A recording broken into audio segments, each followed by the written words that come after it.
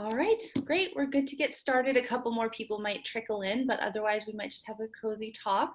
As you guys all know, I'm Jennifer Miller, the initiative lead for GlobalPDX, and I'm so glad all of you joined us for this virtual session with Danielle Isaac, who's going to talk to us about what it feels to be burned out, particularly right now when you're going at 100 miles an hour in sort of an environment that a lot of us haven't practiced doing what we do in, and also how it feels to get creative and maybe start a project of your own that sort of fulfills you in a way that maybe you thought work at your regular job might, and maybe it hasn't been lately.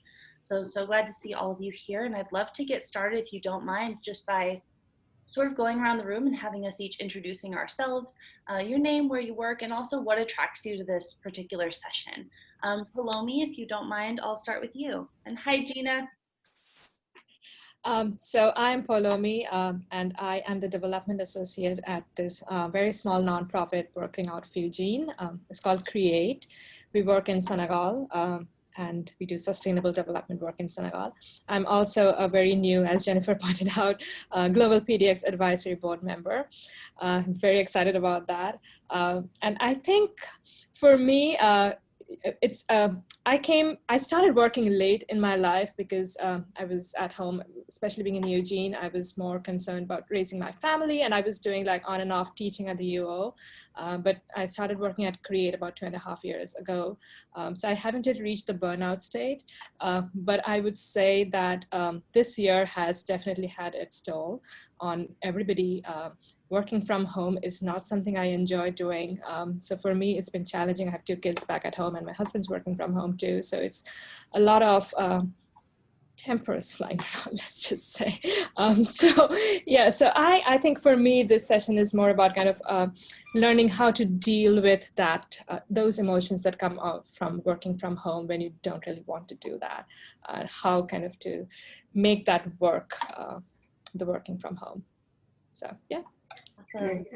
Thanks, Palomi. I'm going to pass it over to the Stick Design team. Hi, everybody. It's Stick Design over here. So I'm Callie, we have Taylor and Sarah. So we were interested in this session for sure. We're big fans of GlobalPDX, involved in the community, and we've watched ourselves. We've worked so much in the last few months, like beyond normal hours, and I think that we're really starting to feel it. And so we're attracted to this session and like building community with y'all here today, just to learn some tips and tricks on experiences that you've all had, and how we can maybe create some more balance and separation between our own personal lives and working so much more. It's just hard to because we're working from home, to just shut the work off, as we all know. And so I'm like, I could go chill and read a book, or actually I could go work and be way more prepared for the next day. And I just need to learn how to not do that, and make sure that I'm giving my self-care an actual chance. So thank you for having this session today, Jen. This is great. Thanks for joining us. Good to see all of you too. It's been too long. All right, Gina, I'd love to pass it over to you. If you don't mind just introducing yourself, what it is you do, and what interested you about this session. All right. Hi, everyone. I'm Gina, the gemologist. I'm a jewelry whisperer, stylist, and appraiser. So I do personal jewelry shopping and jewelry box revival for people. And I'm interested because I'm a Danielle Isaac groupie. She was my first business coach when I started my niche service to change the world and how people shop for jewelry last year. So anything that she speaks out, she's changed the course of my life forever. And I just love so much what I do that I'm working around the clock. And I'm so burnt out and so grumpy with myself because I'm not putting good business boundaries. And I know that Danielle will help me elevate and shift that, because I'm not liking what I do right now because I'm exhausted. And I just don't think that I was raised in the corporate world of that work is supposed to be hard. And as much work as I've done on limiting what I do, it's just because I love what I do. So it's it feels different than I'm working hard. It's no, I love what I do. So that's what interests me, and I'm excited and learn more about GlobalPDX. Awesome. We're so happy to have you. I feel like I'm going to dive in and do sort of the same thing as you, because while I'm always leading these sessions, this one has interested me in particular, because I started a new job through COVID, just a project on the side, And I've been having some struggles setting up boundaries with that new company I'm working for, because for them, I think COVID is sort of a make or break moment, obviously a really tough time for a lot of people. But being an employee in that company, it's hard for me to differentiate what is urgent as far as work goes and what is urgent as far as my personal life goes. And I've really felt those lines blurring between, well, am I answering texts at 8 p.m. because normally I wouldn't, but the company's in crisis, so maybe I have to. And I think those sort of things are really draining from me. So that's why I'm here. And I'm going to turn it over to Danielle to sort of tell us how to fix all of ourselves a little bit, hopefully. Well, thank you. Yes. And how to fix all of ourselves. Well, the good news is you're not broken. I just want to say that. But there's always things we can do to create a better quality of life. And so this is really helpful. I'm glad we did this introduction. And so as I go along, I've created some slides for us to work through. And then also I want us to have time to ask questions that come up, along the way. So first thing I really want to invite you to do is, if you're a note taker, I'm a huge note taker. If you are, please feel free to grab your notebook, grab your pens. As you hear any juicy nuggets that you want to remember, that you want to take away, that you want to implement, I highly recommend writing those down so you have those.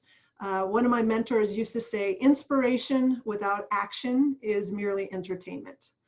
And so yeah, hopefully you get some things that you can actually act upon today and move forward with.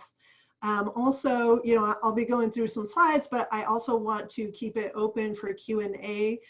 Maybe we'll do that towards the end, just so I can kind of get through the meat of stuff. And then that will kind of probably seed some new questions as well.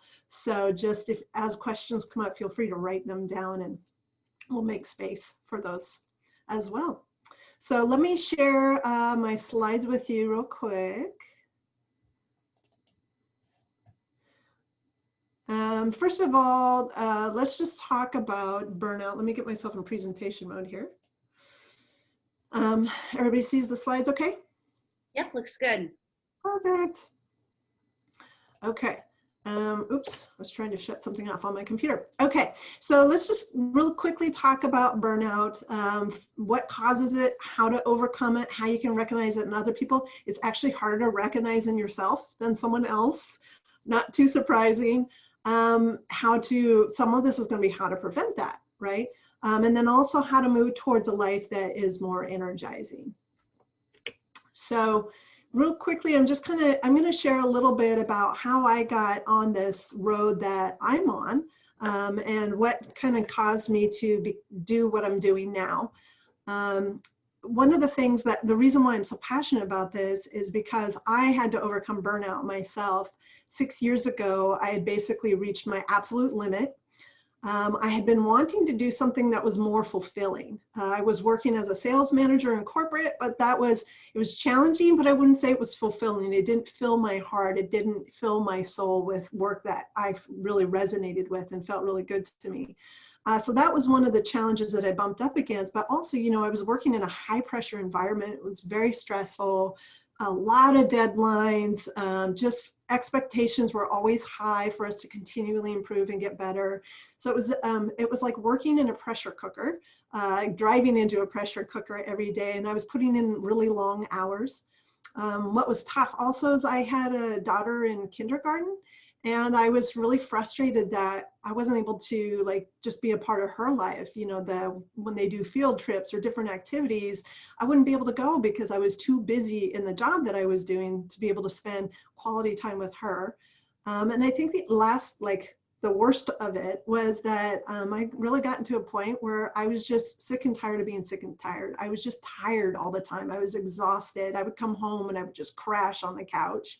On the weekends, I would have these massive energy crashes where I feel like the only way to get me off the couch was to take a spatula, and pry me off, because I was just done, And I tried a ton of things to get out of this because, to be truth be told, this isn't an overnight thing. Like, it was a downward spiral thing where it just kept getting worse and worse and worse. And I kept trying different things, talking to the doctors, reading personal development books on mindset, like all kinds of things. You know, I'd listen to audios on the way to work in my car and listen to them on the way back to keep myself motivated. And I feel like I've tried everything at that point, and it just wasn't working.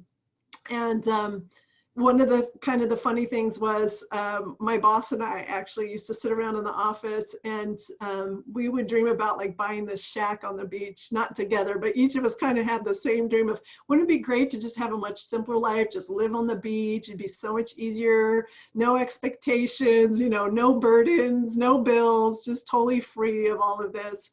It was just kind of one of those things where we were just feeling so overwhelmed at that time, so like amassed. It was like we just had so many pressures on our shoulders that this was the only thing we could think of to kind of just break away from all of it. But we knew inside, you know, that wasn't the answer, you know, although it does sound still pretty incredible today. But one of the things for me was, as things got worse and I continued to struggle to find a solution to get out of this downward spiral, I finally just did the only thing I could think of, and I prayed. And I don't know if you have a source that you turn to, God or somebody that you turn to in your greatest time of need, but to me that was, you know, God. And I just said, I don't know what else I can do, you know. And I just prayed that he would send me somebody who could help, just anyone, you know, please, you know, there's got to be somebody who can help me get clear on what I want to do next. There's got to be somebody who can help me make that transition, because I've been looking at job ads for several years, trying to find a job that would be less stressful. And it just looked like it was all the same. So I just stayed stuck where I was. And then within 3 weeks of that, I'd actually received an email from somebody, and I think I'd just been on their email list forever, but this one caught my eye, and it said something like, would you like to start your dream business? And I was like, you know, I've been thinking about it for a long time. What would it be like to have my own business? I tried sketching out ideas many times, but they never really seemed to work, or things would just kind of fall apart a few weeks later. Nothing would really come together around that. So, you know, I was like, yeah, I think I need some help. Like, I don't think I can do this on my own. So basically, I ended up making an investment in myself. I think the first investment I made in myself in a really long time. And I booked to go to this person's 3-day conference down in California. It was an investment because though the conference itself wasn't a lot of money, you know, I had to have my husband watch our daughter. I had to, you know, get the airline tickets and the hotel and take the time off from work and go down to this conference. And at this conference, I made another investment in myself. It was a crazy investment, but because I was there, within that 3 days, I had clarity for the first time on what I wanted to do next, which was huge for me because I've been trying to figure that out for a long time. And while I was there, she talked about investing in a mentor, which was her. And it was a year-long program. And so I made this other crazy decision, and I said, I'm going to do it. Like, I've been trying to figure this out on my own for so long. So I invested in her mentorship.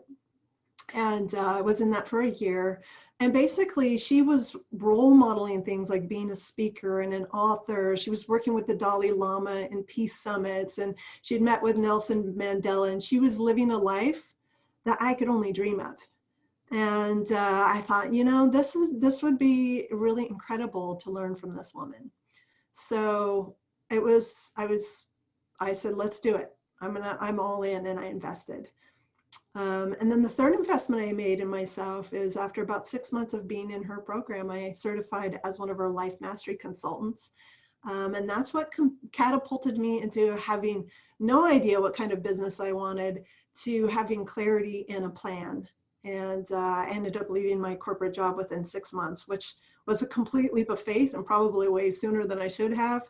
But I'm really glad I did it in the long run, because I was just really burnt out where I was.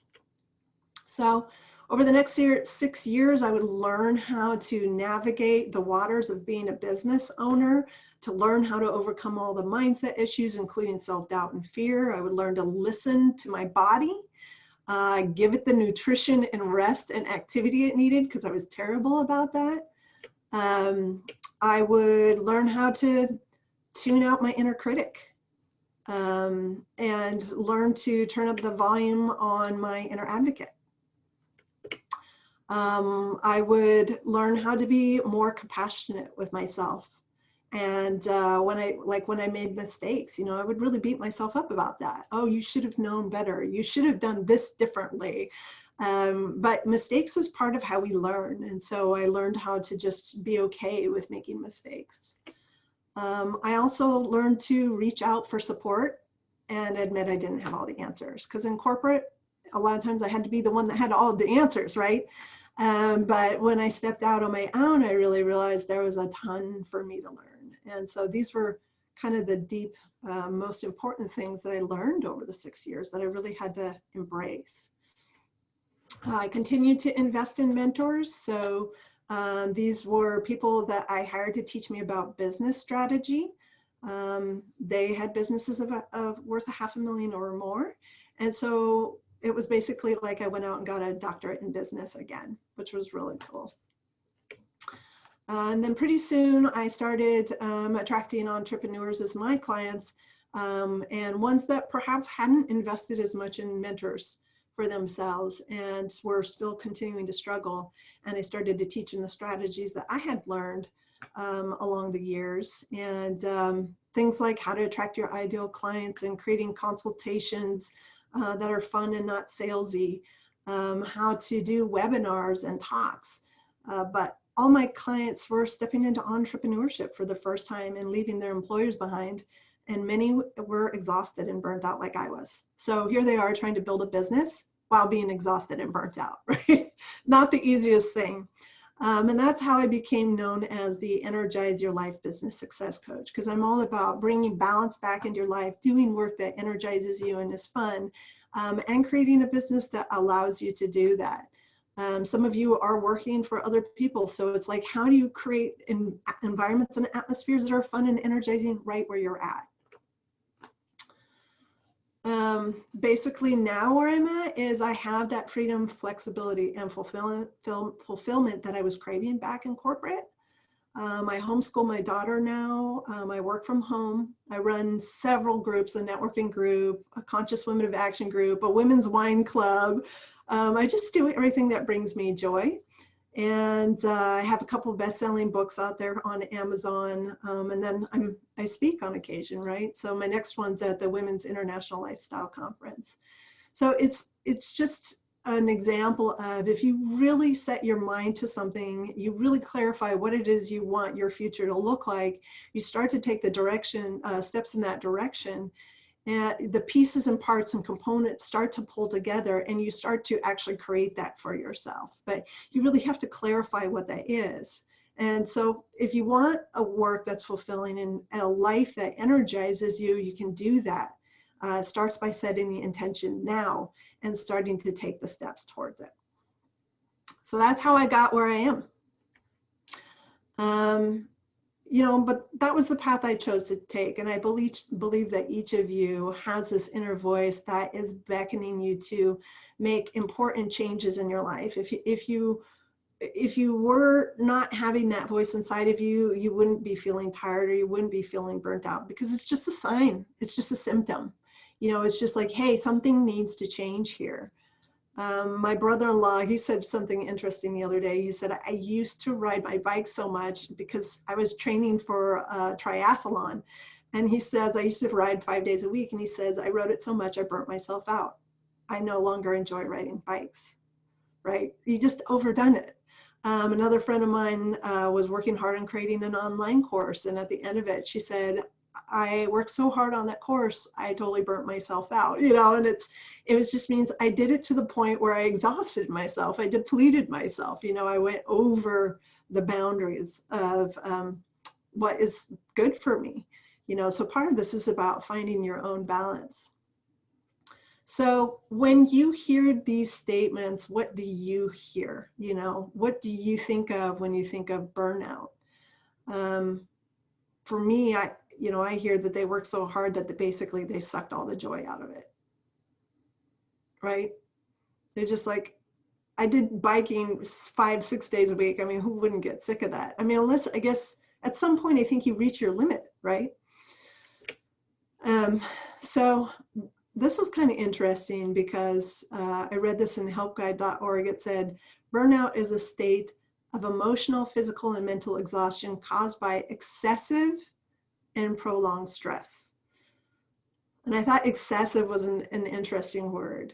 When we do something to excess, like you were saying, long hours every single day, you don't have that balance in there, that's a great way to create burnout. It occurs when you feel overwhelmed, emotionally drained, and unable to meet constant demands. Can anybody relate to that?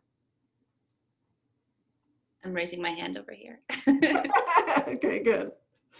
And that I saw other definitions, but I really resonate, you know, being a burnout, you know, person myself, I really resonated with that. I was like, oh yeah, that was totally me in corporate. I would just go.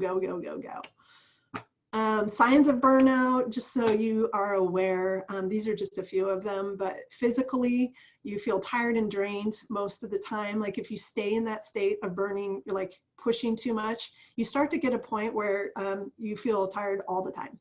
Like you might have some spurts of energy, but then when you come home, you have these crashes at the end of every day. You have lowered immunity, frequent illness potentially, not always, but sometimes, frequent headaches and muscle aches. Most of us get it right up here in our neck and shoulder regions, right? Because we're hunched over, maybe over our computers or whatever. Change in appetite and sleep habits. So a lot of times race brain when we're sleeping and it wakes us up or it keeps us from falling asleep. Anybody have those? Okay, good. Yeah, that was me, right? It's like that. It's just, we have so much on our minds these days. We're just inundated. Emotionally, we might have a sense of failure or self-doubt. I would say when I was in corporate, that wasn't what I experienced, but that is a potential one. Feeling helpless, trapped, maybe stuck in an environment that isn't great for you. Detachment or feeling alone, maybe loss of motivation. Maybe increasing cynical or negative outlook. We could see that a lot in other people, harder to see in ourselves. I used to know when my employees were burning out. I'd be like, uh-oh, this person's going negative on me. I can see what's coming, you know, it's inevitable. Decreased satisfaction and sense of accomplishment. So those are just some of the symptoms. There's a lot more. Think about this for a second. When you're doing something that you enjoy and you only do it as much as it brings you joy, how do you feel? A lot better, right? It's when you do it more than, right? Like you do it too much. When you, like you were saying, don't have boundaries and you push it over the limit and you are grinding at it, or you're going excessively over the limit of what you should, that you start to feel exhausted. Does that feel true for you? For me, for sure. It's kind of interesting to recognize, like, right, there's a limit to how much we can push ourselves, even if it's something that we completely enjoy, like my brother-in-law and riding a bike. This is the reason why we run into this, is as a society, we've been taught to work hard. It's just part of our culture here. We've been taught to work hard to get ahead, or you have to work hard to be successful. It's really ingrained in our work environments, especially. If we work hard, we make more money, then we'll be able to buy more things like a new house or a car. We might be able to retire early. Right? So we look forward to all these things we can get. So we kind of keep pushing and pushing and pushing so we can make more money, we can have more things. And then pretty soon we start to realize that we might be on a treadmill, right? Or a hamster wheel, where we're pushing. We think we're getting somewhere, but there's always more to go after. It's like that carrot that's always dangling in front of your face is always dangling in front of your face. And if that carrot's been eaten, then a new one, you know, gets dangled in front of your face. So that's kind of the pattern we can get in if we have the mentality that we have to work hard, right? We just kind of get stuck on the wheel. And this belief is actually instilled in us at a very young age. So in school, if you think about what behaviors were recognized more, it was usually working hard got recognized, and playing not so much, right? And what did we do a lot more of in school? Work or play? We did a lot more work, right? And you got a little bit of recess here and a little bit of recess there, but basically we were taught from an early age, work hard, work hard, work hard. And then you came home and then you had homework, so you had to work hard again, right? So it was just work, work, work, work, work is what was taught to us. So how many of you were taught that you couldn't play until you got all your work done or all your chores done? No? A few of you? Okay. So that reinstills that belief system even more. Yeah, so it's just interesting. The conditioning starts really early. So here's one of the things I want to tell you is play is one of the healthiest things you can do to bring balance back into your life. That one is huge because play is like food for your soul. In fact, your soul craves play and joy so much that every time you decide you're too busy to do something fun and playful, it's like death to your soul. Because think about this. This is just an interesting thing to contemplate. Do you think your soul, I mean, how many of you believe that you're a spiritual being having a human experience? Has anybody heard that phrase? Your spiritual being, like you're not just physical flesh. There's this whole soul side of you that exists. And that part of you that existed before you came, there's that part of you will exist with you after the physical dies away. And that part of you didn't come here to work, the 8-to-5 job and sit in a cubicle or grind away. Does that make sense? It didn't say, I would really love to be born and be incarnated on earth, and then let's just work really long hours. That sounds like a lot of fun. Let's do that. That's not what your soul's intention was when you came here. Burnout, a lot of people talk about the physical, the emotional, and the mental, but not a lot of people talk about the spiritual aspects of it. That there's also the spiritual side of us that feels like it's dying when it's stuck in the cycle of working too hard and not enough play or not enough joy. Does this make sense? I feel like even as a person who doesn't really believe much in that spirit side of things, I resonate 100% with what you're saying. I kind of tend more towards the sense of just being here while I'm here and then being done. But even if that's the case, I don't want that to be spent all working. In a way, it even I feel like hits me more when you say that, because it's like, well, hell, if I'm believing this is all I have, I don't want that to all be spent behind a desk. Yeah, you get one crack at it, right? In that case, one shot. Absolutely. Yeah, to make it right. And yeah, so you're like, okay, am I spending this lifetime, this period of time that I have, the way that I really want to be spending it? And the truth is, none of us know how much time we've got. We think we do. We assume that we're going to be like our parents and we're going to, live for, if we had parents, or we hope we're going to live to be 75 years plus, But we also know lots of cases of people who didn't live that long. Right? Real life cases. So we kind of walk around a little bit in this illusion of I have unlimited time, or I have a ton of time to be able to live the life that I want to live later. And the question is, how can you start to live the life that you want now? Because we're making an assumption that you've got unlimited time or a lot more time. But what if you don't? And then we never want to think about that. But what if you don't? Would you be happy with the way that you're spending your life now? And the reason why I have that perspective is I lost my mom when I was 34 years old. In fact, I lost my brother when I was in my 30s, my stepdad, my mom, my father-in-law, and my grandfather-in-law. So a lot of death in my 30s. And I think that it helped give me the perspective of, we don't know how much time we have, so let's maximize the time we have here while we're here.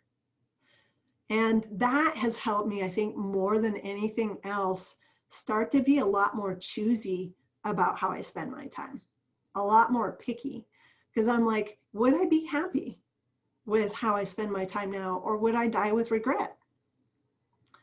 And that's just how I now think, you know, that constantly I'm bouncing of, am I happy with the way I'm living now, or would I die with regret? That's a question that pops across my head quite a bit. So if you do know, there's actually a purpose behind our soul, if you believe in a soul. And though we don't know what an individual's purpose is, or only you know what your individual purpose is, at the highest level, we're here to evolve. We're here to expand. We're here to grow. In other words, to continually learn and evolve and experience it yourself at a higher and higher level, you know, accomplishing more, doing more of what brings you joy, or what brings you passion, or what is meaningful to you. Really kind of pushing your own boundaries and pushing yourself to higher abilities than what you even knew was possible for yourself. That is very fulfilling when you kind of, we call that staying on the green growing edge of becoming more and more and more, kind of pushing yourself to do more than you even thought was possible for yourself. It creates this like excitement and this fresh energy. At the same time, what you want to do is recognize that stagnation, not doing things where you're pushing yourself, or you're excelling, or you're growing, or you're thriving, can feel like death to the soul. That's why some people say this job is sucking the life out of me. You know, it's like it depletes you, it exhausts you.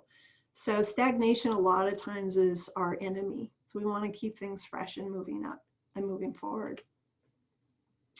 I love this expression that I came across, which was, true masters are those who've chosen to make a life rather than a living. That's by Neil Donald Walsh in the book's Conversation with God. And this is why doing more things that bring joy and play into your lives is one of the best things that you can do to feel better. You can bring better balance in. Some of you might have heard the phrase, all work and no play makes Johnny a dull boy. It should say something like, all work and no play is death to your soul, right? It's just boring. It's just not good for you. So that's one of the first things, is start to find ways to incorporate more play, more fun, and more joy. And as you do that, it starts to lift your spirits up. Does that make sense?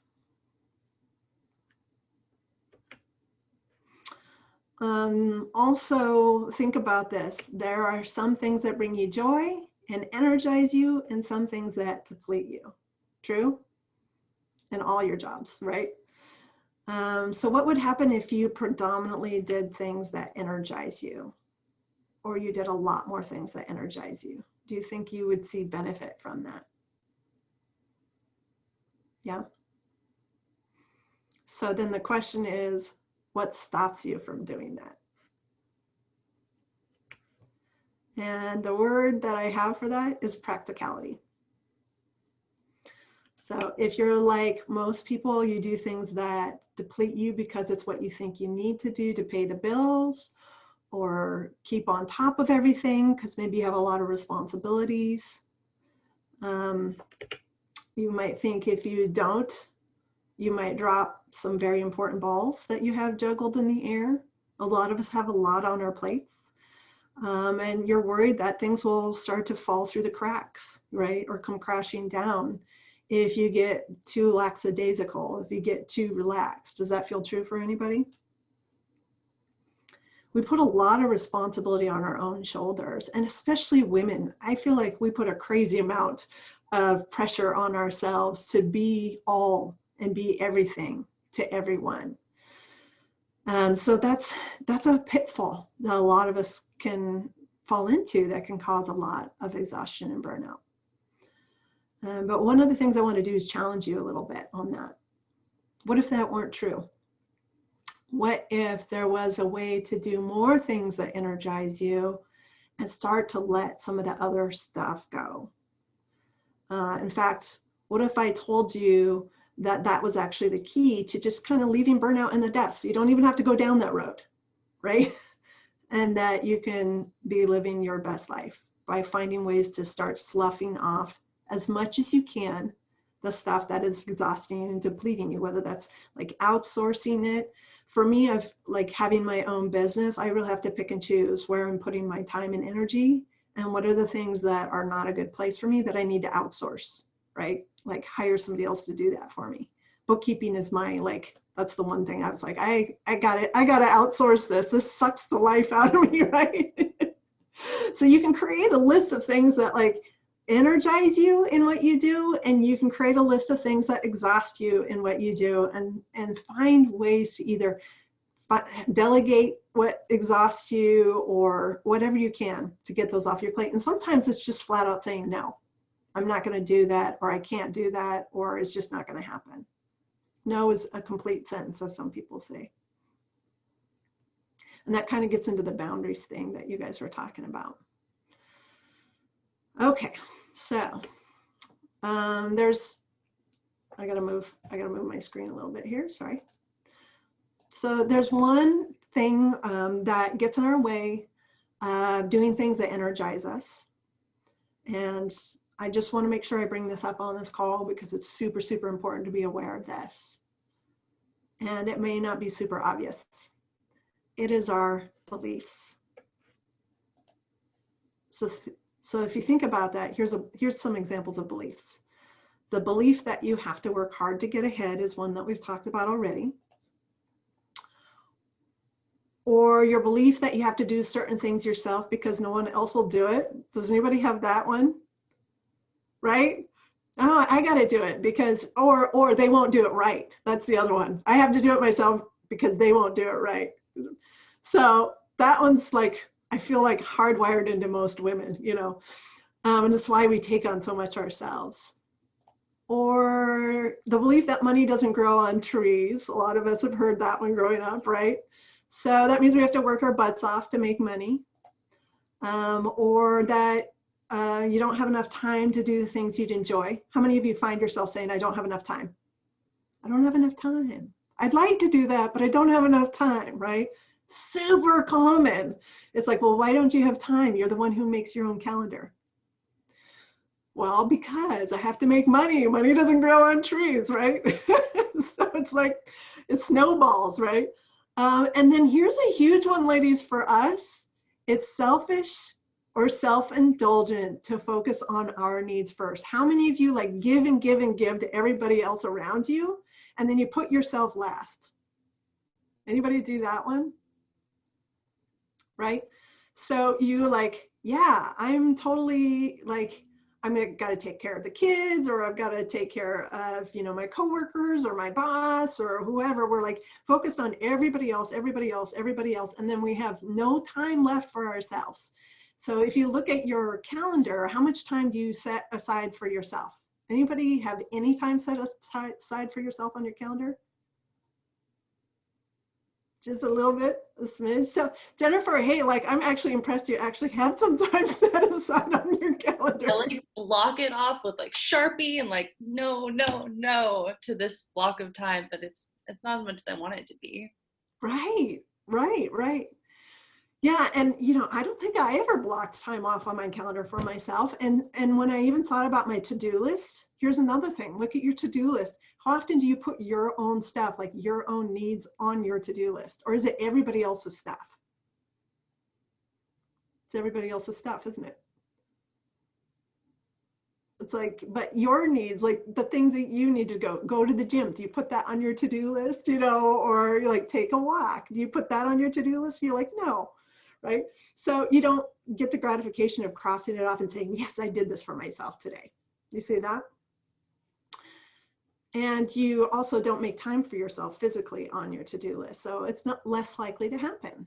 right? So it's interesting, but these beliefs that we have, we absorb these from the adults in our lives. We absorb them from the role models. Maybe one of our parents or multiple parents did this, our teachers. So they were all kind of, we learned from everybody else, and we developed our belief system, the majority of it by 7 years old.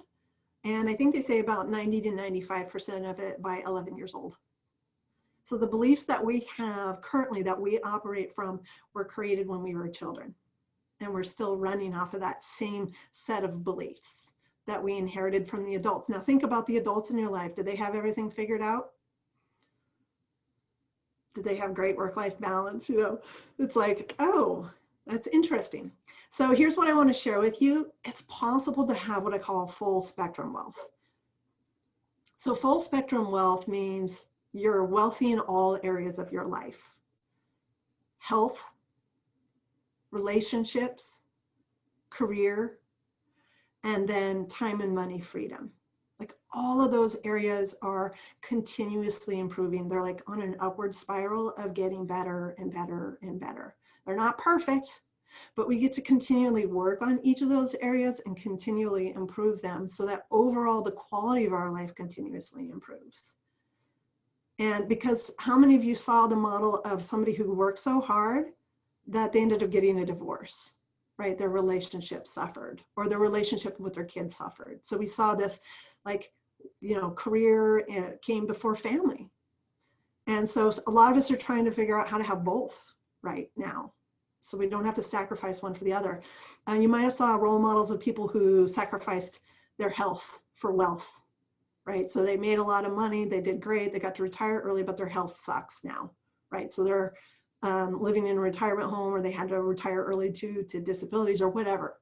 So we saw them compromise their health because they didn't take care of it along the way, right? So full spectrum wealth really says we're continuously improving in all the areas of our lives. We're not perfect at it, but we continue to get better and better and better. So we don't have to be on the downward spiral that we see so many people exist in. So here's Gina, beautiful lady. The reason why I wanted to share Gina is Gina was working in an environment that was really toxic. Do you remember that, Gina? Do you want to share real quick what that was like?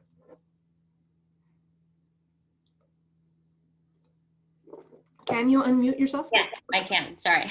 All of a sudden I'm like, oh no.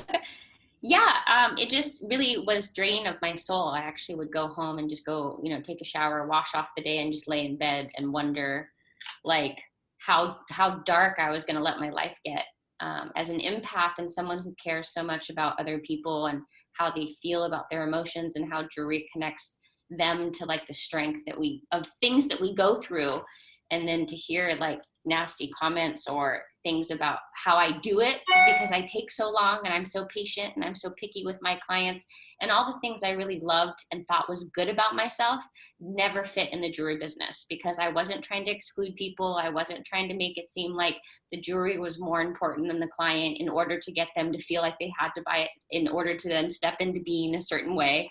I was always like, no, let the jewelry meet you where you're at. And it just made me a total weirdo.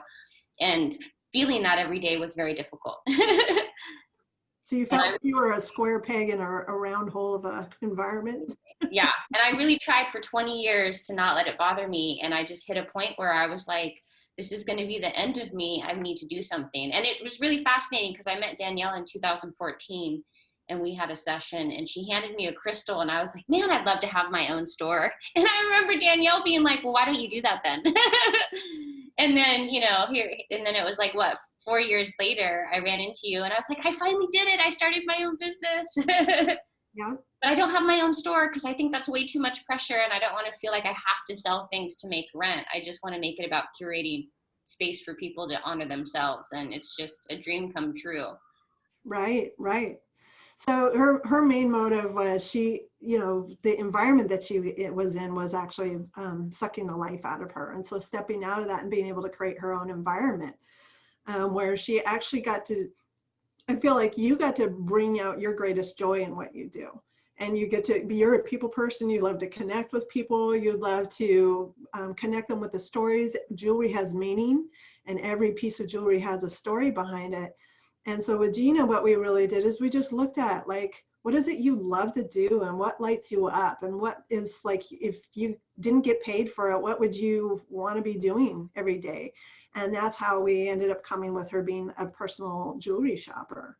And then also helping people kind of clean out the pieces that maybe have some negative memories with it, you know, and refilling it with jewelry that has some positive memories, maybe rewarding yourself, you know, for a big accomplishment with something, you know. So this is like, she understood that jewelry has significance and meaning behind it. Sometimes we have our pieces for the rest of our life, or we pass them on to our kids, you know.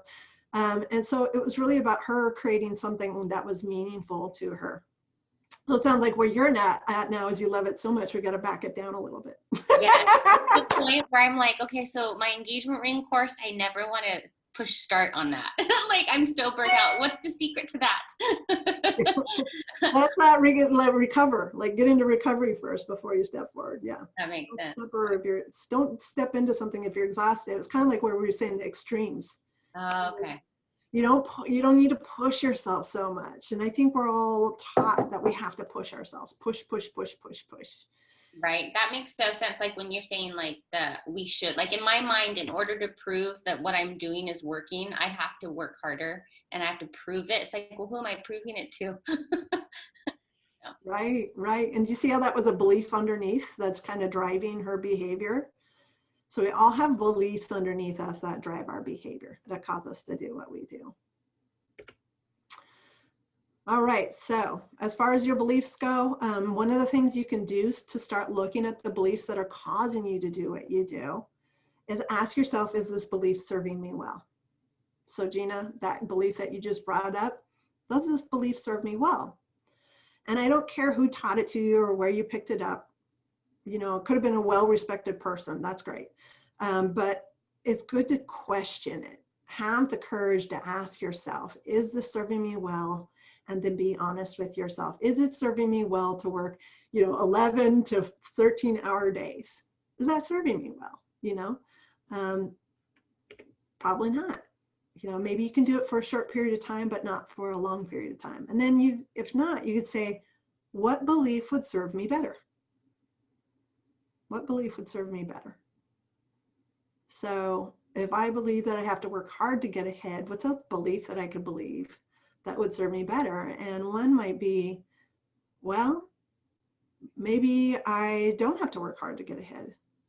My belief, you know what my belief is that I replace that with? I can work fun to get ahead. So I switched that for myself because I found that I was always working so hard and I was exhausted. So I said, well, what if I can have more fun in what I do?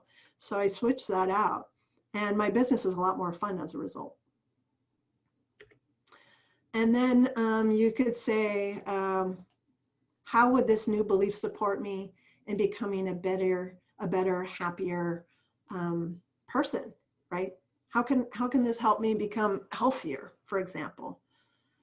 Because if you think about it, it's your beliefs that cause you to act, right? So the actions that you take, the choices that you make every single day, you can choose to go into a job that sucks your soul dry, or you can choose to do something else. I was continuously choosing to go to a job that was sucking my soul dry. Why was I doing that? Because I didn't believe I could make a living any other way, right? So I kept going and kept going and kept going. So I had to start questioning why I was continuously making that choice and start to ask myself, what is it that I want for myself instead? So your beliefs determine your actions. They're what cause you maybe to go to a job or situation that is no longer for your highest good because you think you have no choice. And so the solution is to start challenging your beliefs. So something like, what if it weren't true? What if there was a better way? What if there's an easier way? Those are all great questions to ask. It's been said that the quality of your life is determined by the quality of the questions that you ask. So starting to ask yourself really powerful questions, staying curious is one of the best things that you can do to start to turn things around. And this is how we start to evolve and grow and to begin to see new possibilities for ourselves. So here you are. This is you. Anybody like to hike or go see outdoors, be in the outdoors? You're desiring to live your best life. Yes. Desiring to make a living doing something you love or doing something that feels fulfilling. Does that feel true? Or making a difference. Desiring to have loving relationships. True. Desiring to have a healthy body and plenty of energy, right? And desiring to make the most out of this life. Hopefully each of you is in that camp as well. Does that feel true as well? Yeah. So how do you start to listen to that side of yourself more? Because that side of you is guiding you to have a more meaningful and joyful life. And there's one main question I want to invite you to start asking. So this is a golden nugget that you may want to write down. What would I love? This question breathes life into your soul's desires. It allows you to hear what would bring you the most joy.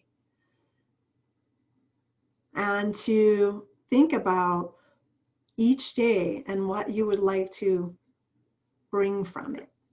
So you could say, what would I love to do today?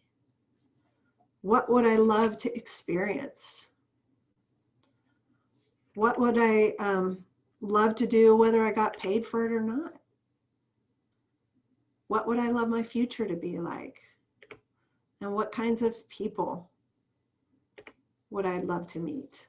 So those are just some questions that you can start to ask yourself. Each day when you woke up in the morning, think about if you asked yourself, what would I love to do today? Or what would I experience today? What difference would that make for you?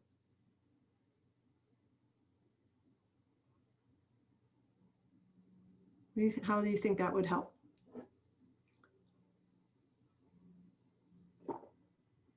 Did I stump you on that one? So what would I love to do today would help you come up with something that might inspire you to get back into balance. Like you're like, I would really love to take a walk today or go for a bike ride, right? Would that start to shift like the choices that you made for that particular day for yourself, do you think? Powerful question. What would I love to do today, or what would I love to experience? You know, it's interesting, Danielle, the thing that popped up for me, if you don't mind sharing, but it's like, I would really love to give myself permission to rest. Like, just unplug, shut my phone off. And it's like, oh, it's just that easy. Okay, that's what I'm going to do. You know, because I pick my phone way too much and I can feel it zapping the life out of me. And I'm choosing that every time I touch it. Mm-hmm. It's easier than shutting it off and going for a walk. But the walk fills my soul. The phone drains it. Yeah. And it's good to notice that too. I love that you're noticing like this is draining me. The walk would fill my soul.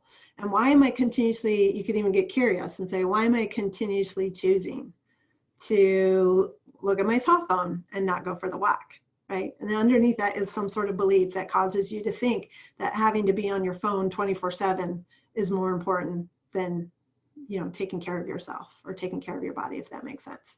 Totally. Thank you. So this is a reminder. I saw this photo, I thought it was hilarious, but one of the things we as amazing women who are doing so much for others is to put our own mask on first. And to remember to start taking care of yourself and putting your health and well-being first.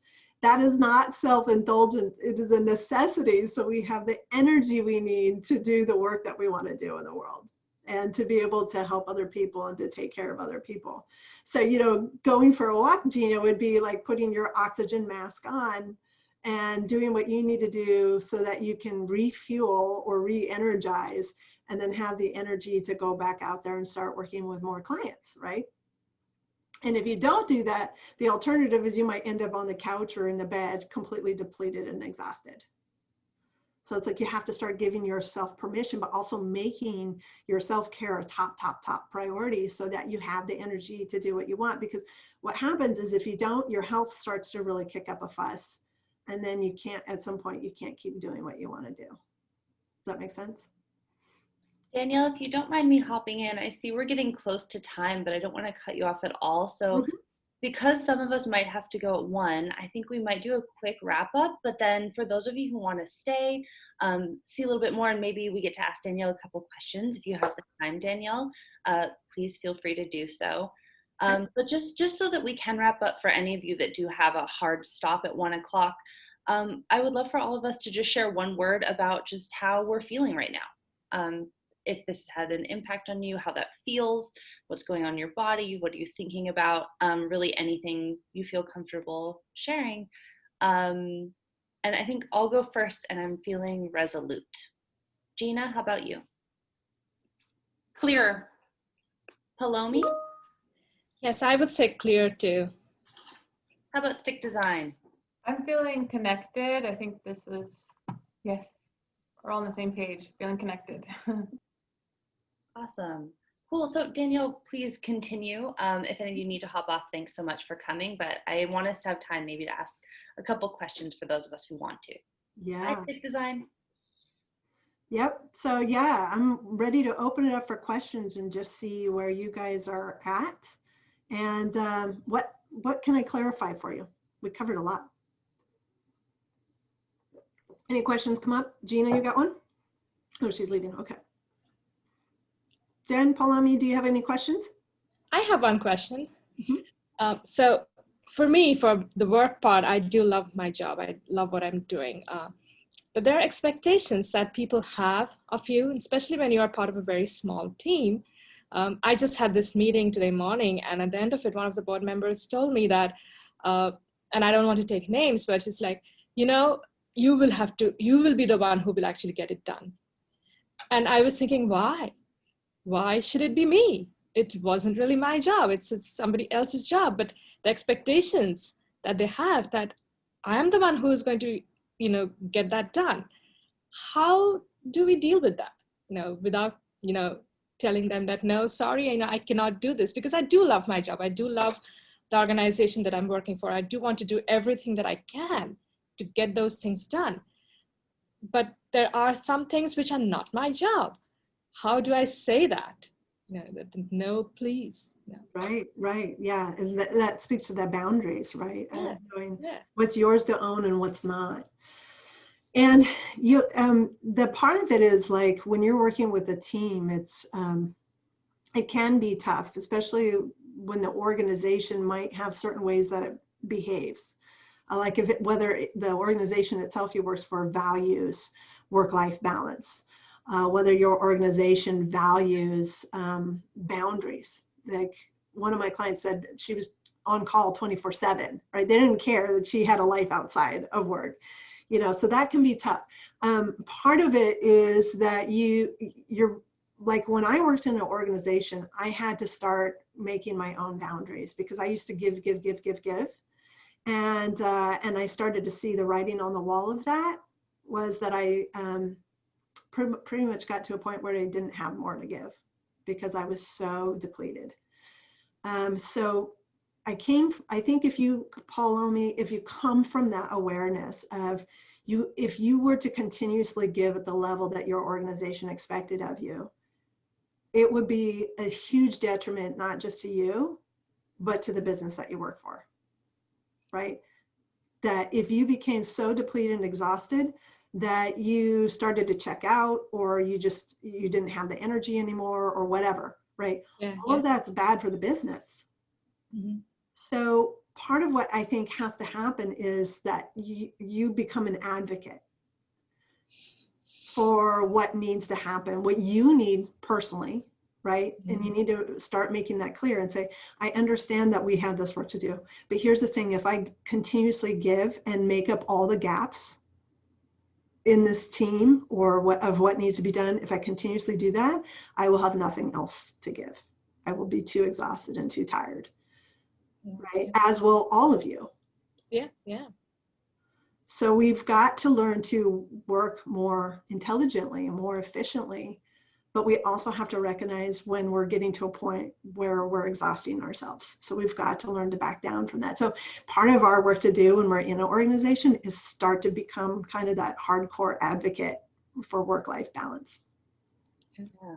Danielle, I love that answer. And I love always feeling more empowered as an individual who is working to lay down some laws.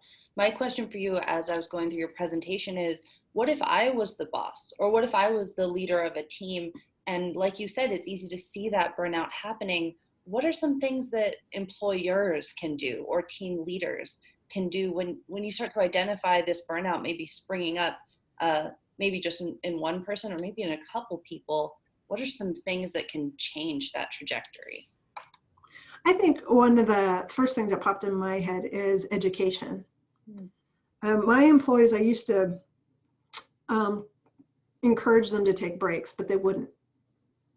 You know, it was law. And we used to say it's the law, you have to take breaks. So they kind of, pardon my French, half-ass it. Like they just kind of go do the break, but not really with the intention of refreshing or recharging. So that's part of it is, I think you have to educate your employees why it's so important to have good work-life balance and what are the consequences if they don't. What's the end result of, and what's going to happen if they feel depleted and exhausted and they don't have anything left to give. You know, so and getting ahead of it, I think by teaching them like the way that they have control over burnout in a lot of ways. They think the employer is in charge, but a lot of times giving them permission to take charge, right, of their own fate. And speaking up when they are starting to feel depleted and exhausted, maybe not signing up for so much overtime or whatever if they're feeling depleted, exhausted, maybe taking vacations. Like we used to have employees who wouldn't take vacations. You know, they'd bank all their hours and then just get the payout. So I think if you educate why it's so important to have, like, start taking care of themselves, and then you back that up with, you know, here's all the ways that you can do that, I think that will help immensely.